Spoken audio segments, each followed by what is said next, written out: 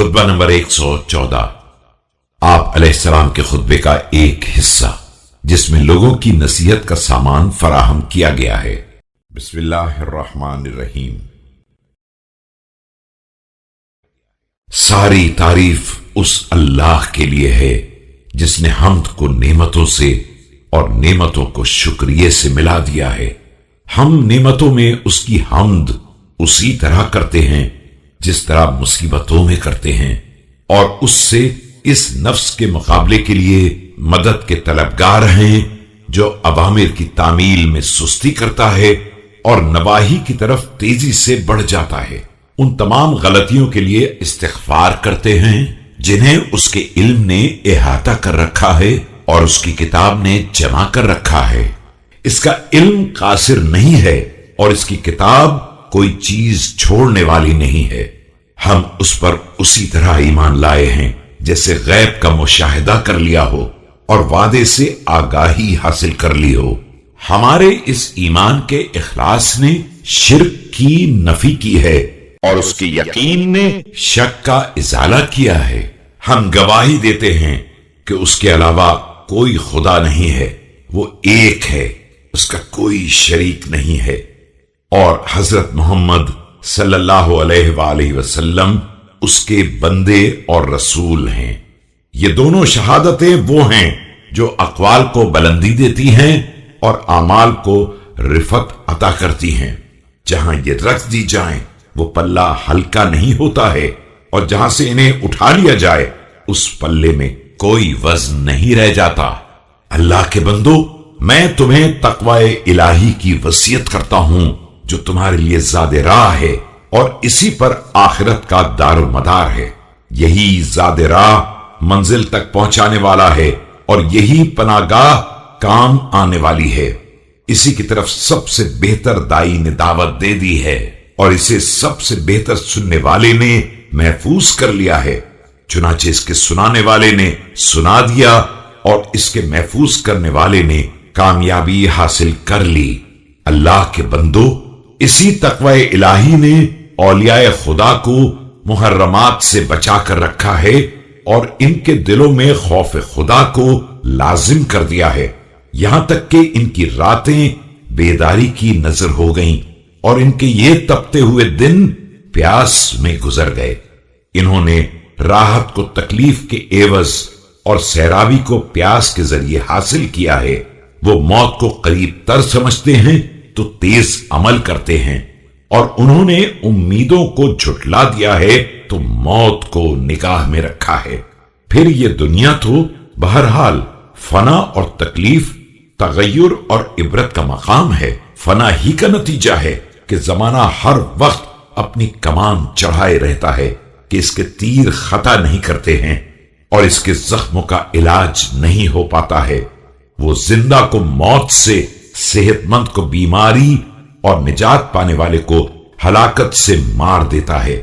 اس کا کھانے والا سیر نہیں ہوتا ہے اور پینے والا سیراب نہیں ہوتا ہے، اور اس کے رنج و تاب کا اثر یہ ہے کہ انسان اپنے کھانے کا سامان فراہم کرتا ہے، رہنے کے لیے مکان بناتا ہے اور اس کے بعد اچانک خدا کی بارگاہ کی طرف چل دیتا ہے۔ نہ مال ساتھ لے جاتا ہے اور نہ مکان منتقل ہو پاتا ہے۔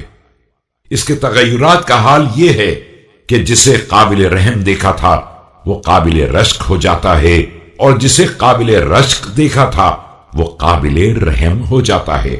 گویا ایک نعمت ہے جو زائل ہو گئی اور ایک بلا ہے جو نازل ہو گئی۔ اس کی عبرتوں کی مثال یہ ہے کہ انسان اپنی امیدوں تک پہنچنے والا ہی ہوتا ہے کہ موت اس کے سلسلے کو قطع کر دیتی ہے، اور نہ کوئی امید حاصل ہوتی ہے اور نہ امید کرنے والا ہی چھوڑا جاتا ہے۔ اے سبحان اللہ، اس دنیا کی خوشی بھی کیا دھوکہ ہے، اور اس کی سیرابی بھی کیسی تشنا کامی ہے، اور اس کے سائے میں بھی کس قدر دھوپ ہے۔ نہ یہاں آنے والی موت کو واپس کیا جا سکتا ہے اور نہ کسی جانے والے کو پلٹایا جا سکتا ہے۔ سبحان اللہ، زندہ مردے سے کس قدر جلدی ملحق ہو کر قریب تر ہو جاتا ہے، اور مردہ जिंदा से रिश्ता तोड़कर किस कदर दूर हो जाता है। याद रखो, शर से बदतर कोई शय उसके अजाब के अलावा नहीं है, और खैर से बेहतर कोई शय उसके सवाब के सिवा नहीं है। दुनिया में हर शय का सुनना उसके देखने से अजीम तर होता है, और आखिरत में हर शय का देखना उसके सुनने से बढ़ चढ़कर होता है। लिहाजा तुम्हारे लिए देखने के बजाय सुनना और गैब के मुशाहिदे के बजाय खबर ही को काफी हो जाना चाहिए। याद रखो कि दुनिया में किसी शय का कम होना और आखिरत में ज्यादा होना उससे बेहतर है कि दुनिया में ज्यादा हो और आखिरत में कम हो जाए। कि कितने ही कमी वाले फायदे में रहते हैं और कितने ही ज्यादती वाले घाटे में रह जाते हैं।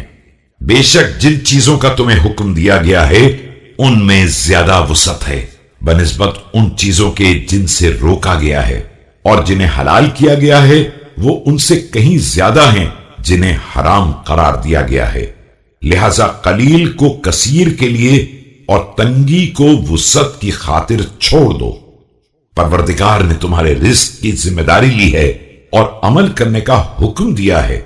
लिहाजा ऐसा ना हो कि जिसकी जमानत ली गई है उसकी तलब उससे ज्यादा हो जाए जिसको फर्ज किया गया है। खुदा की कसम, शक ने तुम्हारे अकायद में जगह बना ली है और तुम्हारा यकीन मुतज़लज़िल हो गया है, और ऐसा लगता है कि शायद जिसकी जमानत ली गई है वही तुम पर वाजिब किया गया है, और जिसका हुक्म दिया गया है उसी को साकित कर दिया गया है।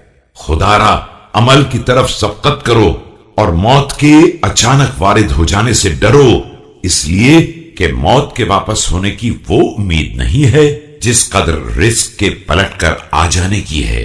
जो रिस्क आज हाथ से निकल गया है उसके आइंदा कल इजाफे का इम्कान है, लेकिन जो उम्र कल निकल चुकी है उसके आज वापस आने का भी इम्कान नहीं है।